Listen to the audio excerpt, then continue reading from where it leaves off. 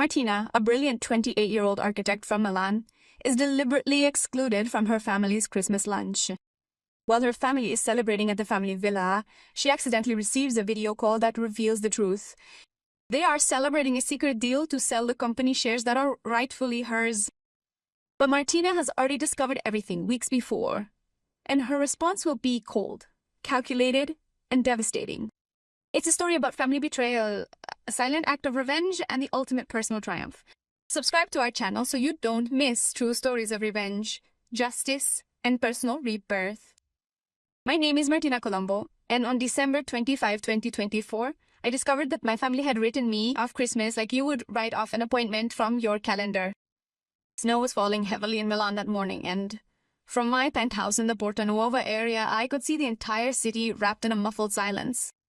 My phone vibrated every now and then with messages from friends. Merry Christmas! Is everything okay with the family? With a grey cashmere sweater and linen pants, I was in my minimalist kitchen, making coffee and responding with smiling emojis.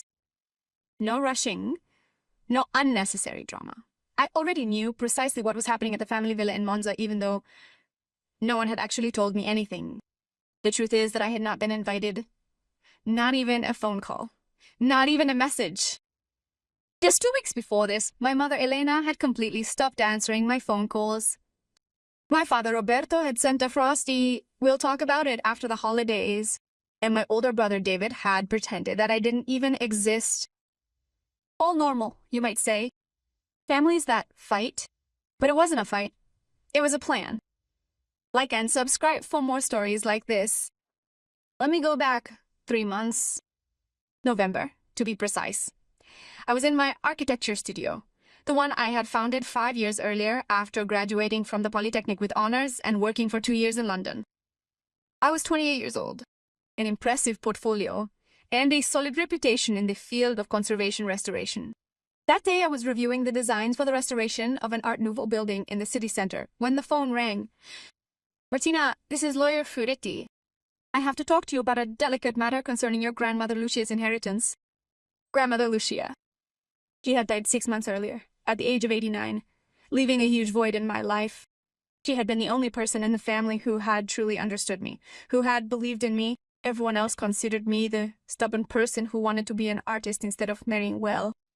"Tell me, lawyer, your grandmother left you 40% of the shares in Colombo Tessuti SRL.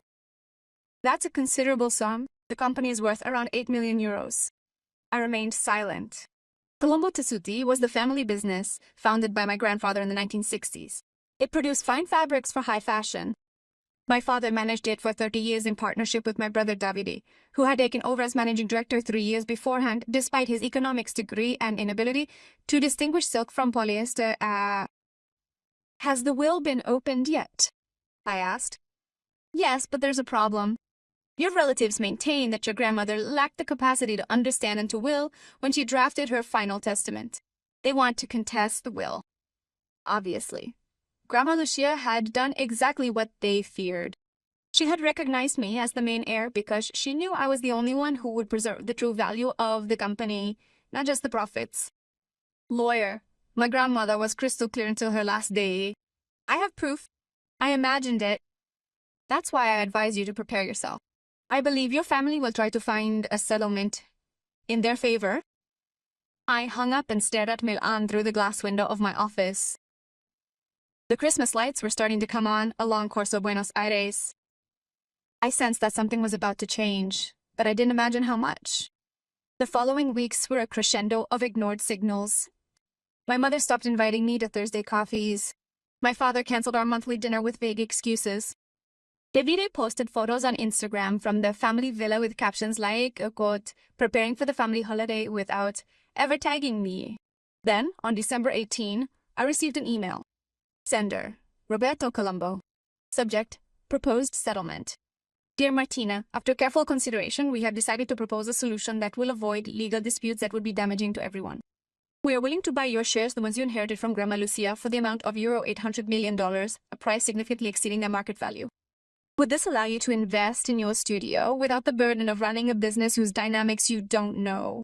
We are expecting a response by December 27, euro 800,000 euros, for shares that were worth 3,200,000. I smiled. A bitter smile, cold as the wind that lashed the sails, and I didn't answer. Instead, I called a private investigator. Write in the comments what you would have done, and don't forget to subscribe. Discover interesting things. To support his ultimately unsuccessful business expansion in China, my brother Davide incurred debts close to 2 million with Asian suppliers. During the past 2 years, my father concealed accounting losses amounting to 1.5 million euros through offshore companies held in the names of nominees. The company was on the verge of collapse, and my shares were the only thing they could sell to save themselves, but there was more. They were secretly negotiating with the French textile group Beaumont Industries to sell the entire company. The closing was scheduled for January. If they had obtained my shares at a bargain price, they would have pocketed millions while I was left with crumbs. I had all the evidence. Documents, emails, recordings of phone calls legally intercepted through company channels, everything. Everything. And so we arrive at December 25, 1:30 p.m. I was sitting on the couch in my penthouse apartment with a cup of green tea in my hands when the phone rang. A video call. My cousin Stefano, whom I hadn't heard from in months. I answered. His face appeared on the screen, flushed and sweaty. Behind him was the living room of the villa. I could see the 3-meter-high Christmas tree, the fireplace lit, the table set. Martina, excuse me, I pressed the button by mistake. I wanted to call my wife, but she didn't hang up right away. And in those 5 seconds, I saw everything. My father standing with a glass of Francia Corta short in his hand. I propose a toast to the future of Colombo Tessuti and to the wisdom of who knows when it's time to step aside. Laughter. My mother applauding. David raising his glass with a pleased smile. Martina will be convinced, my mother said. She's stubborn but not stupid.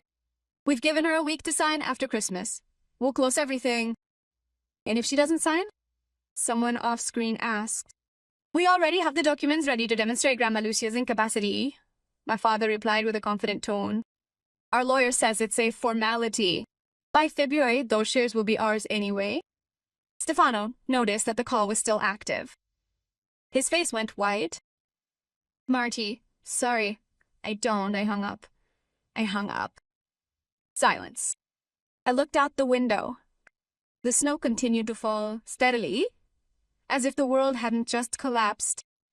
But I didn't cry. I didn't scream. I didn't break anything. Instead, I opened my laptop and started writing emails saying, the first was addressed to the lawyer Ferretti.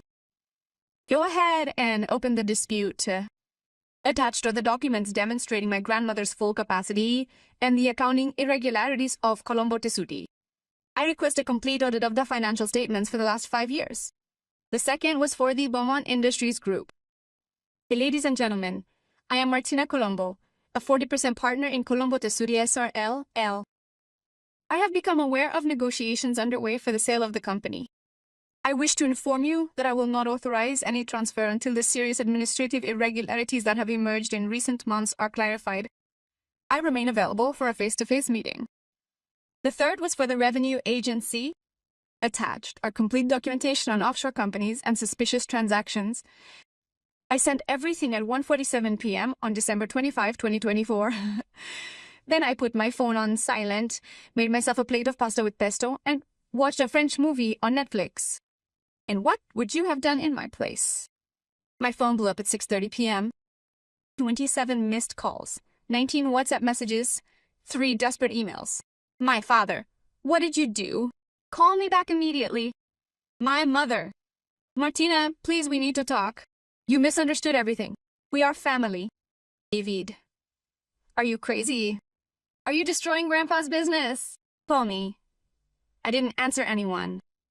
On the morning of December 26, my lawyer called me. Martina, the Beaumonts have frozen the deal. They want to see you in person before proceeding, and the revenue agency has opened an inspection. Your father and brother risk criminal consequences. Okay, I simply replied. There's more. Your mother contacted me. They want to see you. They say they can explain everything. Tell them I'm available at my office at 2:60 p.m. No lawyers. 3 of them arrived. Mom, Dad, and David. I showed them into the conference room of my office, a minimalist space with white walls and a long walnut table.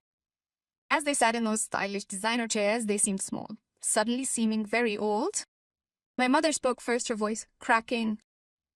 "Martina, honey, there was a misunderstanding." "There was no misunderstanding, Mom. I heard everything. The brindisi, the plans, the false documents to declare Grandma incompetent." My father slammed his fist on the table. "We had the right to protect the company. Your grandmother was old, impressionable. You manipulated her." I looked him in the eye without batting an eyelid. Grandma Lucia was the only clear-headed person in this family. She knew exactly what she was doing. She left me those shares because she knew you would destroy her. "It's not true," David shouted, standing up. "I worked for that company. I put my face on the line. You went off to become an architect?" "You worked to empty it," I replied coldly. 2 million in debt in China, disguised losses offshore. Companies, I have everything, Davide. Every document, every transaction. Dead silence. My mother began to cry. "What do you want from us? Do you want to destroy us?" "I want justice, and I want my grandfather's company to survive." "And how?" My father asked in a tired voice. "Simple. You both resign. Davide leaves the position of CEO. I take over management with a team of external professionals. You keep your shares, but without decision-making power. The company is being restructured. The debts are gradually paid off, and in 3 years, we will reassess the situation." "Are you kidding?" David snapped. "You expect to run a textile company when you are an architect?" "No, I expect to save it from your incompetence. I have already contacted 3 consultants in the sector. I already have a relaunch plan. And I have already spoken to Bomo. They are willing to wait a year to see if the restructuring works. If so, we'll sell at much better conditions. Otherwise, at least we won't end up in court." My father stood up, shaking. "Is this your revenge because we didn't invite you to Christmas?" "No, Dad. This is the consequence of treating me like an obstacle instead of a daughter for years, for my entire life." They left without another word. 3 months later, I was sitting in the office that had been my father's. I had hired a new sales manager, renegotiated contracts with suppliers, and launched a line of sustainable fabrics that had already attracted the attention of 2 major Milanese masons. David worked as an external consultant under the supervision of the new CFO. My father came into the office twice a week, primarily to maintain the appearance of a strong relationship with long-standing clients. My mother had ceased referring to me as darling and had begun calling me Dr. Colombo. The relationship with them was cold, formal, but functional. There was no affection, but there was respect, or at least fear, which sometimes is the same thing. One evening in March, I received a message from my cousin Stefano. "Sorry for the video call. I didn't intend to cause you any trouble." I responded, "You didn't get me into trouble. You gave me the proof I needed." "Thank you," she didn't answer. Today, when I look out at the city from the windows of my office, I often think about that Christmas, about the toast that wasn't meant for me, about the family that erased me as if it were a mistake, and I think about how liberating it was to discover that I wasn't the problem. It was them. It was them. The sweetest revenge wasn't ruining their Christmas lunch or taking control of the company. It was the discovery that I could survive, indeed thrive, without their approval. My name is Martina Colombo. I'm 28 years old, and I've learned that family isn't who invites you to the table. It's who respects you when you're not there. And if I really have to choose, I'd rather be respected than loved. Because love without respect is just another form of control. And I'm finally free. Leave a like if this story touched your heart, and subscribe so you don't miss other true stories of rebirth and justice.